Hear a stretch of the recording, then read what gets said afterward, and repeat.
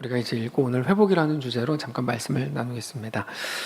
예수님께서 어린아이 하나를 제자들 가운데 세우시고 누구든지 어린아이와 같지 않으면 결단코 천국에 들어갈 수 없다고 말씀을 하셨습니다. 그 많은 세대 중에 왜 하필 어린아이였을까? 그 어린아이들이 순수해서는 아닙니다. 솔직히 어린아이도 사람의 자식입니다. 독사의 새끼가 독사인 것처럼 사람의 자식도 어차피 사람입니다.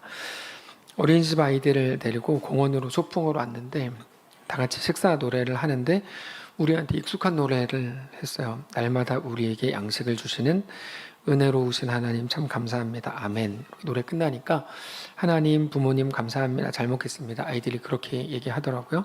이렇게 하는 거 보면서 어렸을 때부터 교육을 잘 시키는 게 진짜 중요하구나 생각했습니다.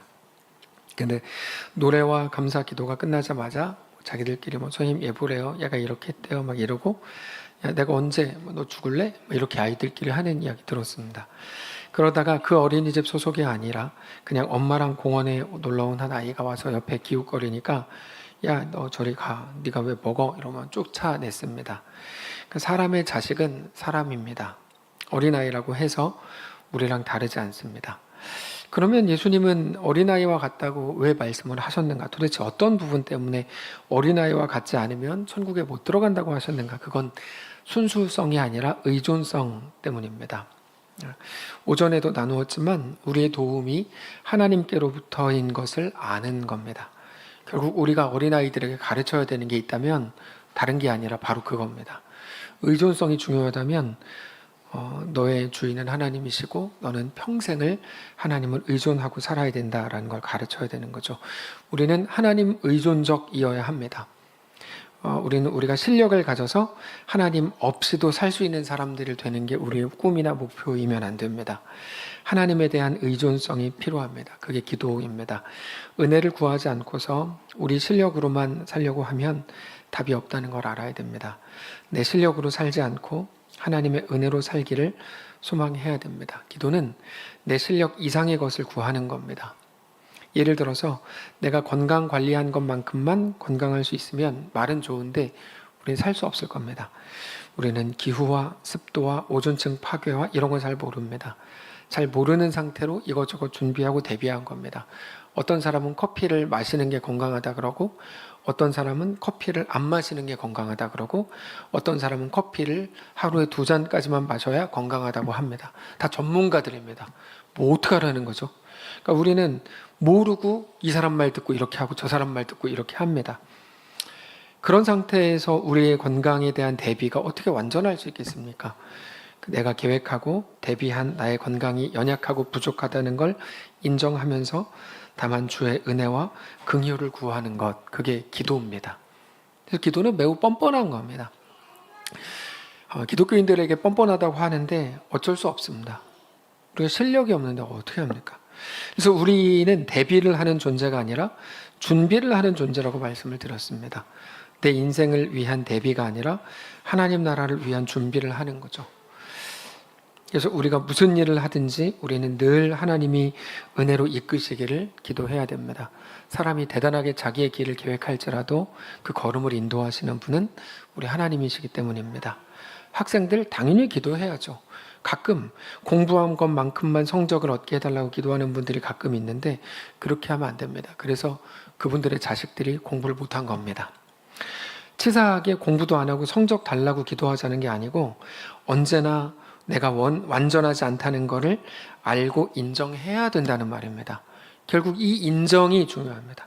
주님 앞에 우리는 그렇게 섭니다. 그래서 신자는 사실 뻔뻔해져야 됩니다. 이번 한 주 내내 제가 묵상했던 건 뻔뻔함입니다. 우리 연약함과 죄성을 알지만 하나님의 크심을 의지하지 않으면 안 된다는 걸 알기 때문에 우리는 뻔뻔해질 수밖에 없습니다. 근데 다윗이죠. 다윗이 깜짝 놀란 순간은 자신의 연약함을 발견했을 때인데 그때부터 하나님의 은혜를 구하는 삶을 살죠. 그렇게 우리가 하나님 앞에 설 용기를 그렇게 갖는 겁니다. 나의 작음을 알고 그분의 크심을 아는 것. 그렇게 오직 주님이 나의 주님 되어주시기를 간구하는 거죠.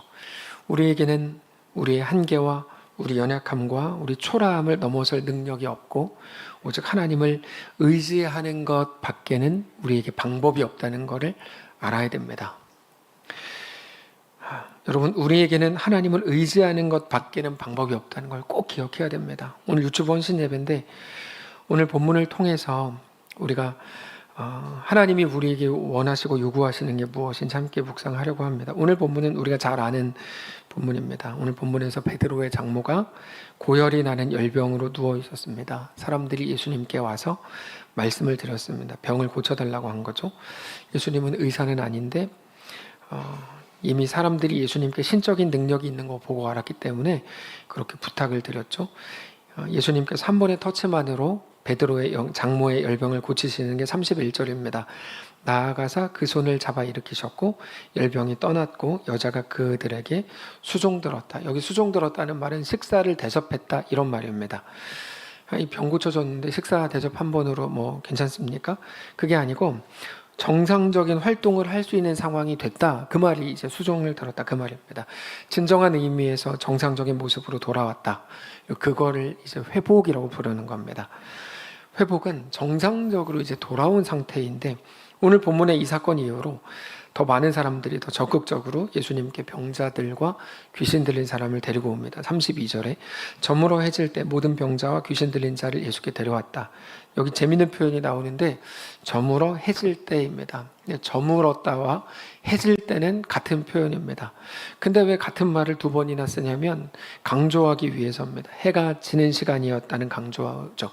왜 그거를 강조하냐면 조금만 생각을 해보면 오늘 본문이 무슨 요일이었냐면 29절에 회당에서 나오셨다고 되어 있는데 안식일입니다. 오늘 본문은 안식일에 예수님께서 회당에 왜 가셨냐면 말씀을 전하려고 가신 겁니다. 안식일입니다. 안식일에 회당에 가셔서 말씀을 전하셨고 귀신을 쫓아버리셨고 베드로와 안드레의 집에 가셔서 베드로의 장모를 고치셨고 그날 해질 때 사람들이 병자와 귀신 들린 사람을 데리고 온 겁니다. 그래서 이제 해질 때가 이제 오늘 본문이 안식일이고 사실 21절을 보면 안식일이었다고 이제 나옵니다. 자, 안식일이 언제이죠?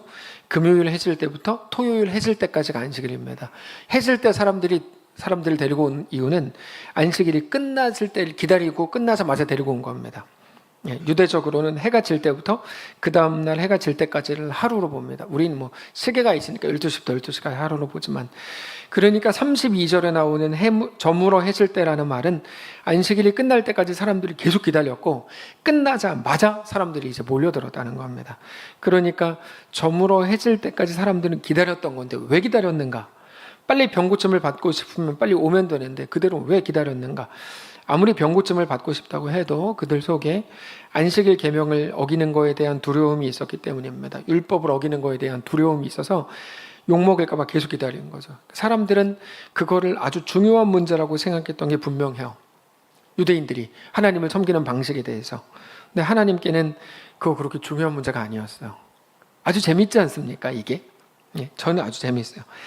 율법의 주인이신 예수님도 야 니네가 가장 중요하다고 생각하는 그거 그렇게 중요한 문제 아니야 라고 말씀을 하십니다. 실제로 마가복음 3장에 보면 예수님과 대적자들 사이에 안식일 논쟁이 벌어집니다. 안식일에 손 마른 자를 고치신 예수님을 향해서 어떻게 안식일에 사람을 고치냐 공격을 합니다. 예수님은 중요하지 않다 이렇게 말씀을 하시죠. 그러니까 사람들 속에 안식일에 병 고침 받으면 공격받을 수 있다는 거 알고 있었던 거고 그래서 오늘 본문에서 저물어 해질 때까지 기다린 겁니다.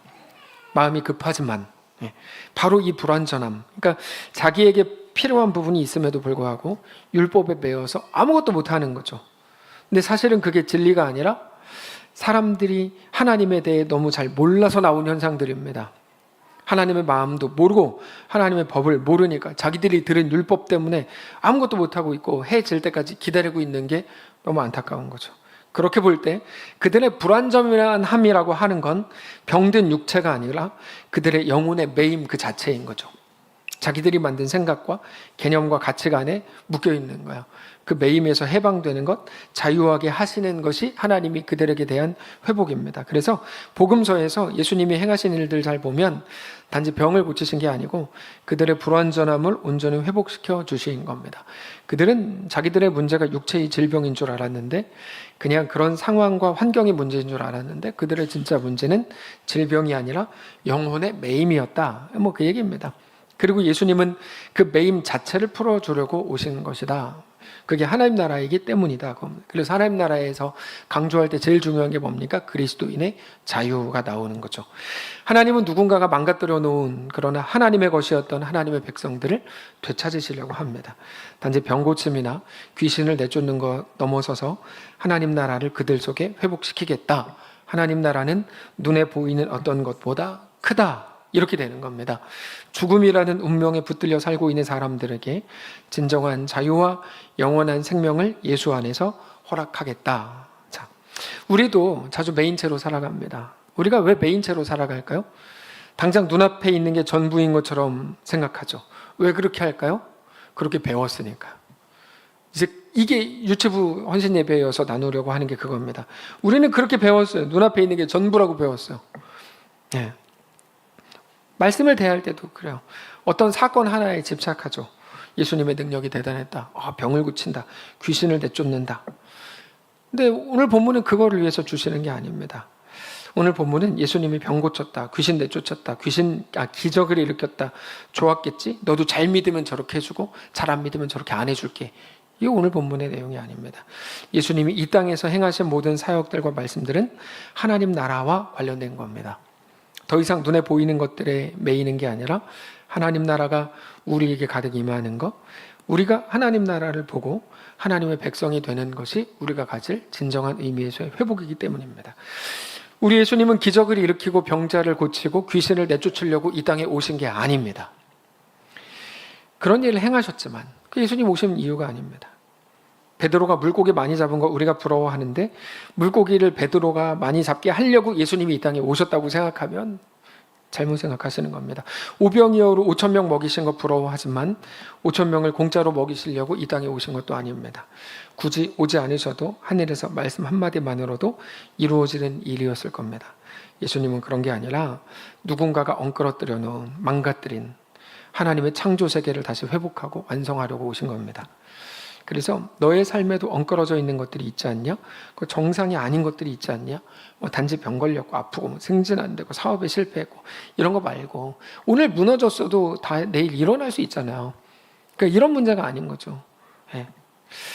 한번 실수하고 실패하고 죄 짓고 이런 거 말하는 게 아니고 아예 구조적으로 운명적으로 우리 속에 해결을 될 수가 없는 진리가 너희를 자유케 한다고 하셨지만 여전히 묶여있는 우리의 문제들이 있다 이거죠. 세상은 너네가 조금만 더 잘하고 좀만 더 노력하고 좀만 더 열심히 하면 해결될 문제처럼 말하지만 사실 어떻게 해도 우리가 해결할 수 없는 것들 그거를 사회적으로 공동체적으로 정치적으로 풀어보려고 하지만 그것도 해답이 될 수 없는 그런 문제 앞에 우리가 있기 때문에 그 운명 같은 문제들이 우리 앞에 있는 거죠. 운명이라는 거는 이미 정해져 있어서 우리가 어떻게 할 수 없는 것 이런 말이죠. 어떤 것으로도 거스를 수 없는 것, 정해진 운명. 그게 뭡니까? 죄의 삭은 사망이다. 너는 죄인이다. 너는 죽었다. 이 운명입니다.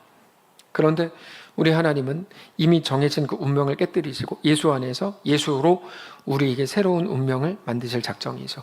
그러려고 예수님이 오신 거고 예수님이 행하신 모든 일들도 그래서 구속사적으로 해석해야 됩니다. 오늘 본문도 그 속에 있는 겁니다.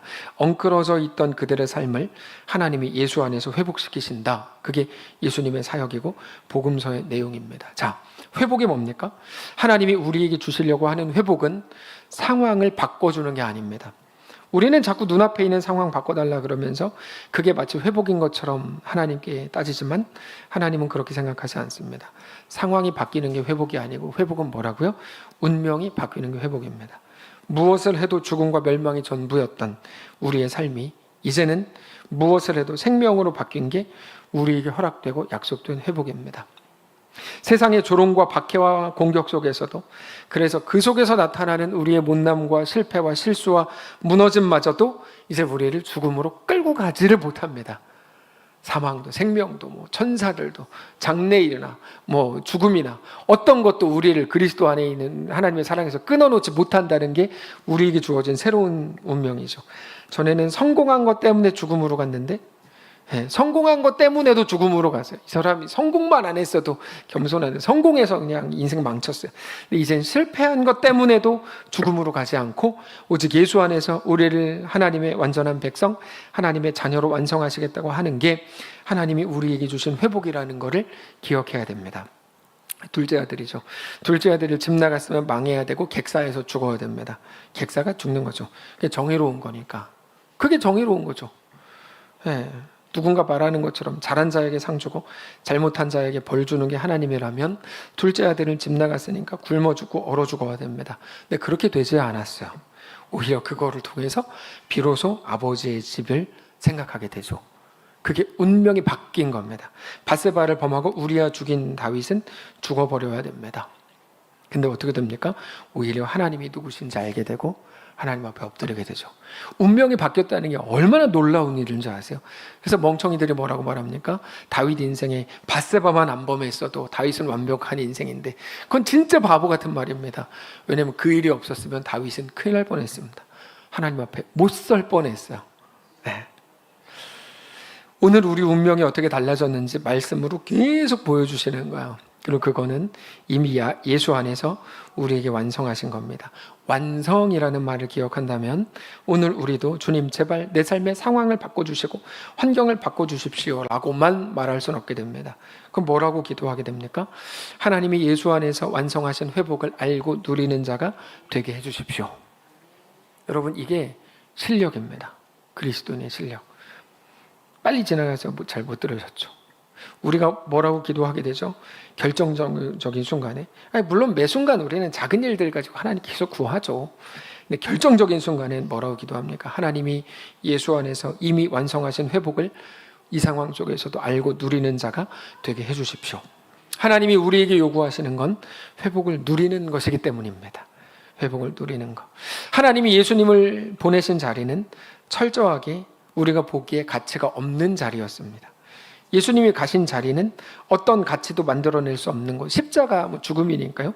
완전히 생명이 없는 곳이었고 그걸로 만들어낼 수 있는 게 아무것도 없었습니다. 하나님은 예수님을 그리로 보내셨습니다. 실제로 예수님이 이 땅에서 오셔서 하신 일이라고 뭡니까? 고난당하신 거, 조롱당하신 거, 십자가에 달려 죽은 거밖에 없습니다. 근데 그 가치 없다고 느껴지는 그곳을 예수님은 넉넉히 들어가셔서 끌어안으시죠. 모세가 그래요. 모세가 200만 명의 이스라엘 백성들을 끌고 광야로 갑니다. 하나님이 가라고 하셨으니까 간 겁니다. 처음에는 이스라엘 백성들 때문에 모세가 불만이 그렇게 많았어요. 저 사람들이 왜 저럽니까? 왜 은혜도 모르고 사람이 맞습니까? 막 성질 부르고 따집니다. 불만으로 꽉 찼어요. 근데 불만이 많으면 반드시 의문이 생깁니다. 저 사람 왜 저러죠? 저게 뭡니까? 의문이 생겨요. 하나님 뭐라고 말씀하시냐면, 야, 의문을 가지지 말고 끌어안아라, 이렇게 말씀하세요. 모세가 그 사람들을 끌어안죠. 요셉이 그래요. 요셉이 처음에 형들한테 미움을 받고 팔려가고 구덩이에 빠지고 감옥에 가니까 의문을 가졌어요. 이게 뭔가? 우리 형들은 왜 저 모양인가? 왜 나를 미워하는가? 근데 나중에 무슨 고백을 하죠? 의문이 끌어안음으로 바뀌어요. 형들이 나를 이렇게 팔았다는 것 때문에 걱정하지 마십시오. 하나님이 우리를 구원하시려고 나를 앞서 보내신 겁니다. 의문으로 끝나지 않고 끌어안음으로 바뀐 거죠. 교사들이 해야 되는 일이 뭡니까? 바로 이거죠. 예수님이 오셔서 하신 일이 그거거든요. 예수님은 우리에게 대해서 의문을 갖지 않으셨어요. 하나님, 인간들 왜 저럽니까? 저 인간들이 왜 나를 못살게 굴고 나를 조롱하고 나를 왜 죽입니까? 내가 왜 죽어야 됩니까? 라고 하지 않으시고 그 대신에 예수님은 끌어안으셨습니다. 그렇게 우리를 대신해서 죽으셨고 우리를 살리셨습니다. 회복에 동참하는 거 그렇게 하는 거죠. 교사들이 해야 되는 거 그렇게 하는 거죠. 성도들이 해야 되는 일 당연히 그렇게 해야 되는 거죠. 의문을 쏟아낼 게 아니라 이게 뭐고 이게 왜 이렇게 해야 돼요? 도대체 왜 이거밖에 못하고? 여러분, 그거는 성도가 할 말이 아니에요. 성도가 할 말은 뭡니까? 의문이 아니라 끌어안음이죠. 네. 그렇게 우리를 대신해서 죽으셨고 우리를 살리셨습니다. 하나님은 그곳에서 아무런 가치 없어 보이는 그 자리에서, 그 죽음에서 예수님을 부활로 이끄셨습니다. 하나님은 예수님과 우리를 묶으셔서 우리를 구원하실 작정이시니까요. 우리가 세상에 대해서, 우리에게 주어진 어떤 사역의 현장에 대해서 늘 불만 섞인 의문을 갖는 이유는 뭘까요? 하나님은 우리에게 무엇을 요구하시는 걸까요? 하나님은 이렇게 말씀하십니다. 너의 회복은 내가 십자가에서 이미 완성했다. 그러면 우리 삶의 고통은 뭡니까? 하나님 완성하셨다면서 그건 내가 이룬 회복에 너가 참여하기를 원하기 때문이다. 우리가 어떻게 참여합니까? 너가 예수가 되어 들어가라. 이거 예수로 들어가라. 예수로 들어가라. 하나님은 우리 생각과 늘 다르게 일하십니다. 어떻게 다르게 일하십니까? 늘 완전하게 일하십니다. 우리는 해가 화창하게 떠올라야 된다고 생각하고 비가 오면 망했다 생각하는데 사실 해가 뜨면 해가 나서 자라고 비가 오면 비가 와서 자랍니다. 하나님의 방식입니다. 오늘 해가 우리 인생에 납니까? 오늘 우리 인생에 비가 납니까? 그러면 오늘 하나님의 손에 붙들려서 우리는 주께로 나아가고 있는 중입니다. 우리는 내가 잘해야 하나님께 사랑을 받고 자라나는 줄 알았는데 성경을 보니까 아니라고 말씀하십니다. 우리가 못났을 때, 실패했을 때, 연약할 때, 심지어 하나님과 원수처럼 지낼 때에도 물론 우리 그것 때문에 고통받겠지만 그러나 그것도 우리를 자라나게 한다고 말씀하시는 분이 우리 하나님이십니다. 우리가 복음의 신비를 그래서 모르면 구원을 받았다고 말하면서도 여전히 너 어디 한번 해봐. 너 잘하면 상 주고 못하면 벌 준다. 여기 묶여서 아무것도 못합니다. 아무것도 못합니다. 기독교를 고작 그걸로 생각합니다. 벌 안 받으려고 누워서 숨만 쉽니다. 여러분 기억하십시오. 하나님은 어디에서도 우리를 자라게 하시는 분이고 어떤 상황 속에서도 우리를 자라게 하시는 분입니다. 하나님이 이루실 회복은 예수 안에서 이미 우리 운명을 바꾸심으로 완성하셨습니다. 그 하나님이 오늘 우리에게 하나님이 이루신 회복에 동참하라고 하십니다. 자, 다 왔습니다. 오늘 유치원 신예배입니다. 우리에게 다음 세대를 주셨다면 우리가 어떻게 가르쳐야 될까? 결국 그 의존성을 가르쳐 주어야 합니다. 하나님이 너의 주인이다. 하나님이 너의 왕이다. 하나님을 의지해야 된다. 하나님만 너를 도우실 수 있다. 그거 가르쳐야 됩니다. 그건 이제 매우 시급한 문제가 됐습니다. 세상이 말이 아닌 게 됐기 때문입니다. 디모데후서 3장 13절에서 이렇게 말씀하십니다. 악한 사람들과 속이는 자들은 더욱 악하여져서 속이기도 하고 속기도 하나니 그러나 너는 배우고 확신한 일에 거하라. 너는 너가 누구에게서 배운 것을 알며 또 어려서부터 성경을 알았나니 성경은 능히 너로 하여금 그리스도 예수 안에 있는 믿음으로 말미암아 구원에 이르는 지혜가 있게 하느니라. 모든 성경은 하나님의 감동으로 든 것으로 교훈과 책망과 바르게 함과 의로 교육하기에 유익하니 이는 하나님의 사람으로 온전하게 하며 모든 선한 일을 행할 능력을 갖추게 하려 함이라. 이게 마지막 시대입니다. 우리가 사는 시대. 악한 자들과 속이는 자들은 더 악해져서 속이기도 하고 속기도 합니다. 우리는 그런 시대를 보면서 다양한 분석과 대책을 말하지만 성경은 그때일수록 뭐라고 말하죠? 배우고 확신한 일에, 좀 다르게 말하면 배우고 너가 이미 확인한 일에 거하라. 그래서 유치부에서는 아이들이 나중에 자라서 생각할 때 이미 배운 거, 이미 확인한 것이 있도록 만들어주는 게 교육부서가 할 일입니다. 교육부서가 할 일은 그겁니다. 이미 배운 거, 확신했던 것이 있도록 만들어주는 거. 그런 과거의 배움과 경험이 필요하고 그게 우리를 얼마나 신실하게 세우는가 하는 것을 말씀하시는 게 오늘 아까 우리가 읽은 디모데후서고 그게 주일학교입니다. 어려서부터 성경을 알았나니 그 성경은 예수를 믿음으로 구원에 이르게 한다. 하나님의 백성이 되게 한다. 그래서 예전에도 말씀을 드렸지만 교회에선 상 주고 선물 줄 때 문화상품권 같은 거 주면 안 됩니다. 게임머니 이런 거 주면 안 됩니다. 교회가 아니면 받을 수 없는 것들을 줘야 됩니다. 쓸데없어도 그거 줘야 됩니다. 쓸데없어도. 네. 교회와 하나님에 관한 무언가를 보여줄 수 있는 것들을 끊임없이 제공해야 될 의무가 있습니다. 문화상품권 줘서 뭐 할 거예요, 그거? 예, 세상에서 다 받을 수 있는 거고 똑같이 주면 줘도 좋은데 더 이제 왜냐면 이제까지 그런 거 줬을 수도 있어가지고 제가 갑자기 그 줘도 좋지만 그런 것보다 교회와 하나님에 대한 무언가를 보여줄 수 있는 거를 주는 게 맞다. 그래서 아마 언젠가부터 달란트 시장 이런 거 안 할 겁니다. 왜냐면 그거 똑같은 기준 가지고 그런 거 막 그렇게 하지 말고 달란트 시장을 해도 교회와 하나님에 대한 무언가를 보여줄 수 있는 것들로 주어야죠. 계속해서 인풋을 줘야 됩니다. 아이들한테 관심 끌기 위해 돈을 쓰면 무슨 의미가 있습니까? 단지 무슨 머니, 문화상품권 별로입니다. 성경적인 무언가를 계속 줘야죠. 세상은 아이들에게 너는 이렇다, 가진 게 없다, 어리다, 너는 초라하다, 부족하다, 별거 아니다 이 생각을 매일 넣어주려고 합니다. 그러나 우리 주님께서는 어린아이들과 같지 않으면 결단코 천국에 들어가지 못한다라고 하시면서 아이들을 단순히 띄워주시려는 게 아니라 천국 백성이 되는 굉장히 중요한 기준이라고 말씀하십니다. 그 차이, 너의 능력이나 경험이나 돈이나 그 무엇이 너를 살리는 게 아니라 오직 하나님을 바라보는 하나님에 대한 하나님의 의존성이 우리를 살릴 수 있다는 사실을 깨닫게 해주는 것이죠. 우리도 하나님에 대한 의존성을 돌아보아야 합니다. 내가 오늘 하나님을 의지하고 있는가? 하나님을 실제로 신뢰하고 있는가? 우리 아이들에게 그것을 넣어주어야 합니다. 하나님을 의존해야 된다. 하나님만 너의 아버지다. 하나님만 너의 전부다. 저는 우리 아버지에게 늘 들었던 게 그거 뭐 여러 가지가 있지만 늘 들었던 게 가장 강력하게 남는 것 중에 하나가 나는 하나님이 너희를 나한테 잠깐 맡겼을 뿐 나는 네 부모가 아니다. 그 말을 안 했는데 잠깐 맡겼을 뿐 하나님이 너희의 부모지 아버지지 나는 너희 아버지가 아니다. 그 말을 안 했는데 그래도 뉘앙스는 그랬어요. 하나님이 너희의 아버지지 나는 너희를 잠깐 맡아서 키우는 것뿐이다.